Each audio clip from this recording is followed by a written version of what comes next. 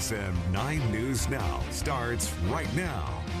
Good afternoon, everyone. I'm Estela Casas. Thanks for choosing 9 News Now. 65% of El Paso County is considered low income and disadvantaged, facing burdens like poor health made worse by pollution. That's according to the city of El Paso. To address this, the city is asking you to help shape its future climate strategies.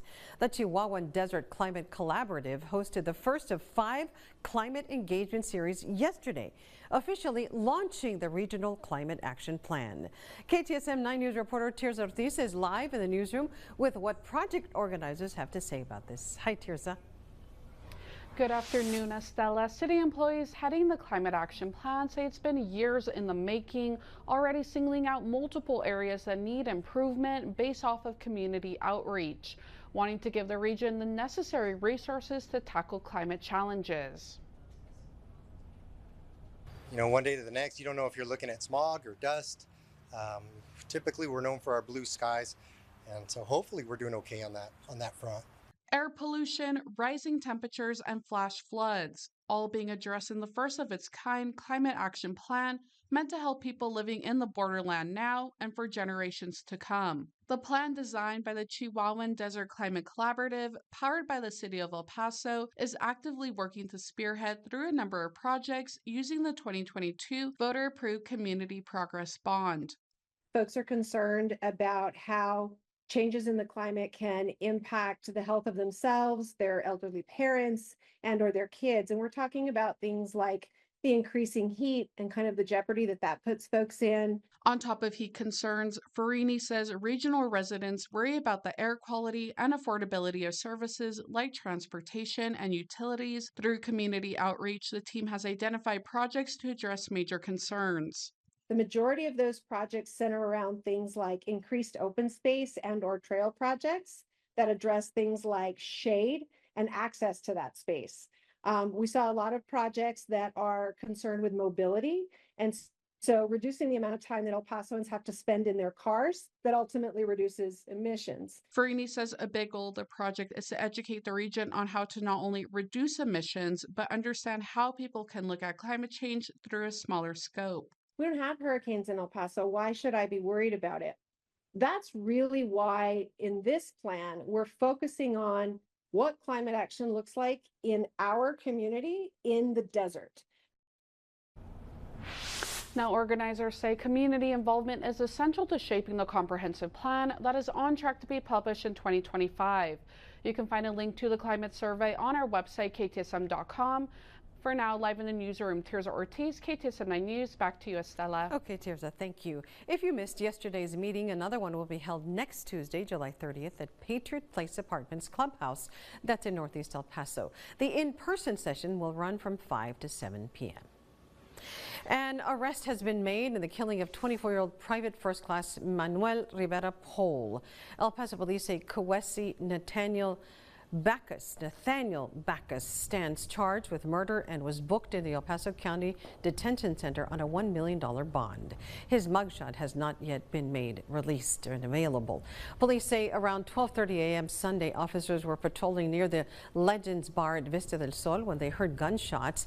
Officers say they found 2 men hurt in the parking lot with a white Dodge Charger passing by them. Police say they tried to stop the car, but the driver sped off. Both injured men were taken to the hospital. Rivera Pole did not survive. Police have learned that Bacchus is a U.S. Army soldier, and witnesses identified him from the Army CID. Court documents say an argument during a car show earlier in the evening led to the deadly shooting. August 3rd will mark 5 years after the deadly mass shooting at a Walmart in East El Paso that claimed 23 lives. On that Saturday, the city will unveil a public art memorial and hold a special remembrance ceremony at 9:30 in the morning at Jim Couch Park. The memorial by local artist Alberto Tino Ortega consists of 7 pillars laid out in a circle bearing inscriptions of the victims' names. The pillars sit atop a mandala, a geometric symbol used in various cultures and religions, meant to evoke harmony and unity and interconnectivity. One in front of the Walmart and one at the Escarate, the Healing Garden. I took inspiration from those pieces and wanted people to be able to come and be at peace and, find this like a very tranquil spot. I know we're in a busy intersection, and that's why I'm hoping when, the trees do become of a more mature nature that, it cuts down on some of that noise and just makes a good spot for reflection. The new installation will be located on Viscount and Sunmount.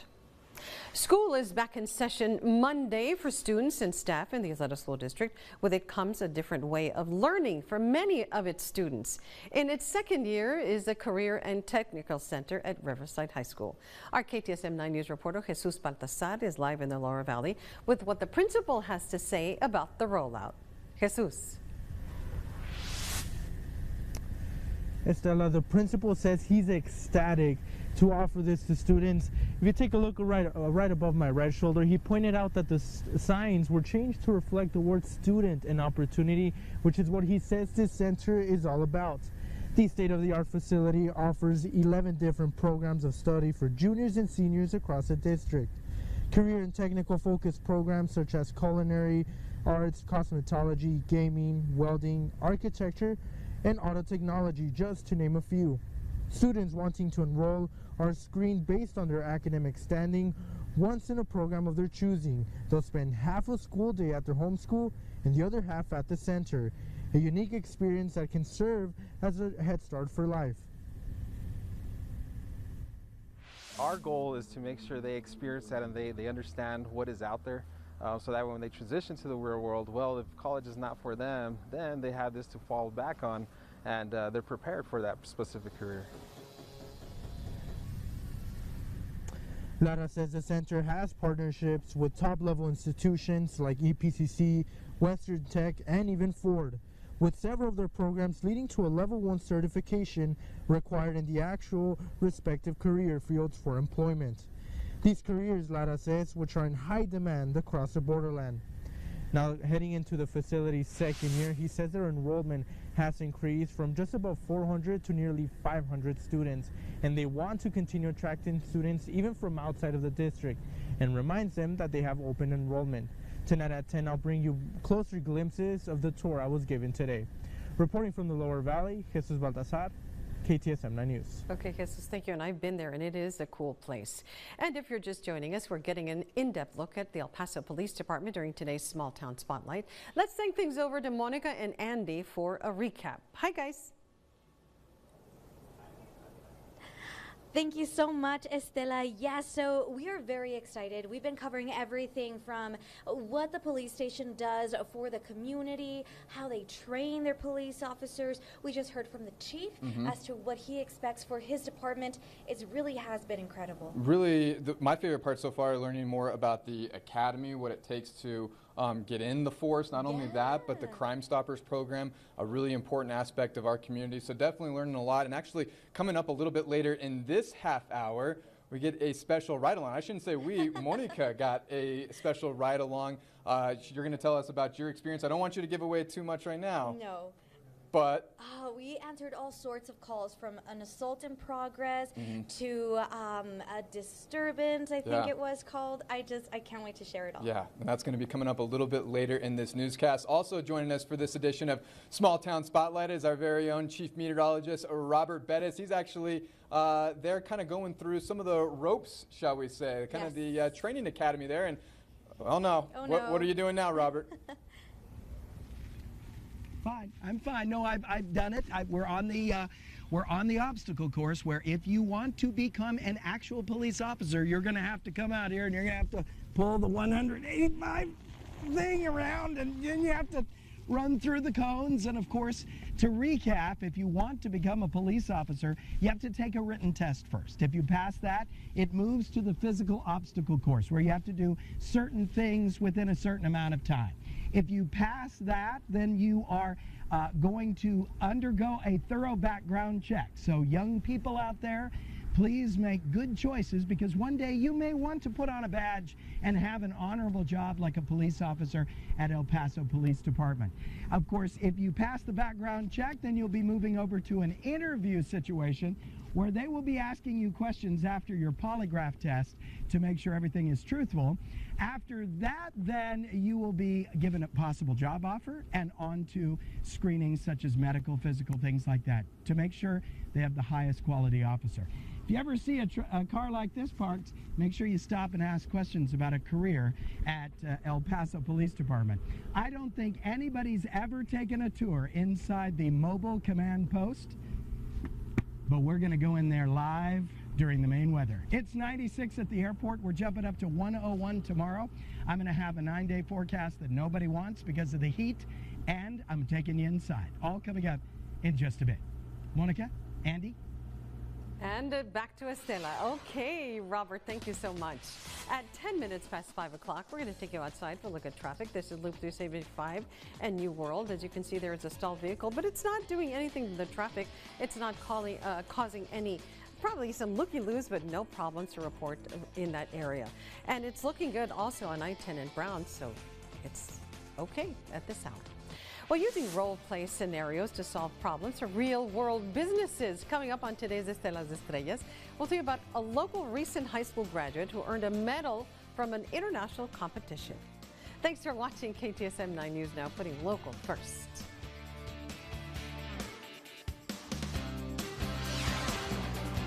Weather Authority, Robert Bettis, the Borderlands' only certified broadcast meteorologist. Back in 1992, a movie came out called Terminator 2, Judgment Day. And back then my hair was a little darker, and they told me I looked like the cop from Terminator 2. Oh, don't I wish. But the next best thing is I get to take you on a live tour of this multi-million-dollar bad boy, the Mobile Command Post, and meet the actual officer who drives it around, Anthony Allegre. Officer Allegre, nice to see you. Nice to see you. Under what scenario would you have to deploy this large and very serious situation? Where would you send this unit? Any major crime scenes? A major crime scene? Yes. Unfortunately, like a murder? Yes, sir. Okay, so a murder. What other kind of crime scenes might this justify? Active shooter or anything else that would require us to have investigative tools out in the field. So when you need to put everybody, all the detectives, all the proper officers together in one place, this is the thing that makes it happen. Yes, sir. So if you see this, that's not necessarily a good thing of what's going on, but it's good that we have this. Yes, sir. Okay, can we go inside? Yes, sir. All right, let me talk about the heat. I'm so excited. This is what I live for. All right, your forecast. We'll be talking about a high temperature tomorrow of 101 degrees, as the triple-digit heat just doesn't want to seem to leave us alone. Now, on Friday, we'll also be 100 degrees with a slight chance of isolated storms on Friday. On Saturday, that's our best chance of thunder showers with a high of 98. Expect the potential for strong storms and also some brief heavy rainfall. It's a good thing for Saturday because we'll get a chance of isolated storms on Sunday and Monday as well, but the storm chances really start to thin out. Now the forecast that nobody likes. Unfortunately, a dome of high pressure sets up over Colorado, and it is a monster, and it means that we're going back to some extreme heat days of 106 and 107. So we'll need to exercise caution in the week ahead. Okay, Officer Allegre, this is like a movie set, and I'm not kidding. It's like a movie set. What happens in here? The crime scene unit and the CAP detectives, they could log into the terminals, they could take statements in the field, or they could start entering evidence into their supplements. So the detectives and the people working the crime scene, they can come and go, they can do all of their notes and investigation starting in this room. Yes, sir. Okay, so there's another room to this very large vehicle that's got sliders so it expands out, and it's really quite amazing. State of the art. So what is this room here, Officer Allegre? It's another room just like the one in the back, but it just has the larger terminal. So if they want to view a video, or they want to, we can even cast videos. So say there's like evidence on this video, and we could cast it to all the other TVs in the back. So investigate, more than one investigator, or more than a couple of investigators could view it at the same time. Absolutely fantastic. Well, a multi-million-dollar piece of equipment, but if you ever want a career in El Paso Police Department, this is the type of quality instruments you'll be using to solve crimes and fight crime in our city. So thank you so much for this tour. I love this place. This is exciting. Don't go anywhere. More KTSM 9 News coming up. So right along with the police officer, it's a really unique experience where we get to see what it's like in the shoes of a police officer during their shift. Let's see what kind of calls we get. Come on, let's go. And now I'm being rough. All right, so we have Sergeant Wells and Sergeant Moreno. They're going to be the ones that we're going to be riding along with, and it looks like we already have our first call, so let's go. It's a fight in progress. It's at a strip mall, 1441 Zaragoza. We have a lot of bars there. This screen gives me the details of the call. Like our victim right now is a Hispanic male in his 40s with a blue shirt.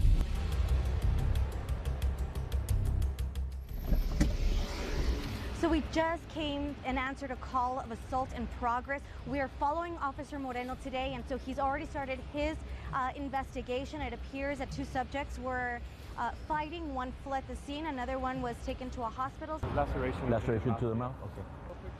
At this point, officers are going to follow up to UMC and then get his information, be willing to prosecute or not, and then document the incident, take pictures of him for prosecution at a later time. What an active start to our shift, so we're just going to get back into the car and see what else pops up. It's a repeated family violence, verbal disturbance. So this is our next call. This is a family disturbance, you said. That's correct. Brother is breaking some items inside the residence. Okay. So we're going to go meet with officers that's already on scene.